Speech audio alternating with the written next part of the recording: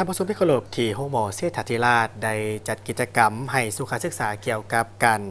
กันตองป้องกันมะเร็งกระเพาะลำไส้ให้แก่พ่อแม่ประชาชนบัดดาลเผาเพื่อเป็นการสร้างขบวนการคำนำพับต้นวันสำคัญของชาติและเป็นการให้สุขศึกษาด้านสุขภาพแก่ประชาชนบัดดาลเผาในตอนเช้าของวันที่ 6 มีนาคม 2025ที่ห้องหมอเสถาธิราชได้จัดกิจกรรมให้สุขศึกษาเกี่ยวกับการกันตองป้องกันพยาธิมะเร็งกระเพาะลำไส้เข้าร่วมในพิธีมีดร.ไพวันแก้วประเสริฐรองรัฐมนตรีกระทรวงสาธารณสุขดร.หวังนครดิษฐพงศ์ผู้อำนวยการห้องหมอเสถาธิราชและภาคส่วนที่เกี่ยวข้อง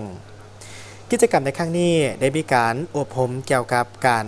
ส่งกระเพาะลำไส้ให้แก่แพทย์หมอและมีกิจกรรมให้สุขศึกษาเกี่ยวกับการกันตองป้องกันพยาธิมะเร็งกระเพาะลำไส้ให้แก่พ่อแม่ประชาชนบัดดาลเผาประจำปี 2025 ซึ่งในเดือนมีนานี้เป็นเดือนแห่งการเรียนรู้ตื่นตัวป้องกันมะเร็งลำไส้ดังนั้นทานหมอได้ให้ความสำคัญในการป้องกันพยาธิและส่งเสริมสุขภาพถือเป็นบริมสิทธิ์ที่สำคัญเพื่อเป็นการยกสูงให้การบริการตามนโยบาย5ดี1พอใจของกระทรวงสาธารณสุขติดพันกับการยกสูงคุณภาพการให้บริการ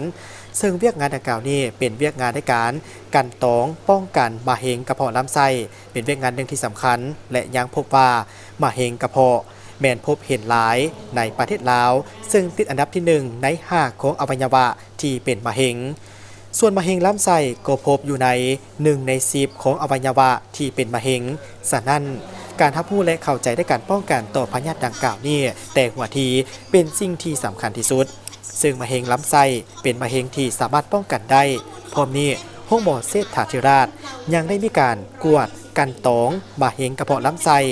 และยังให้ประชาชนได้เข้าถึงการบริการและการปีนปัวที่สะดวกว่องไวได้ทันกับสภาพการเปลี่ยนแปลงและการพัฒนาทางด้านเทคโนโลยีก็คือวิธีการปีนปัวคนเจ็บในระดับภาคพื้นและสากล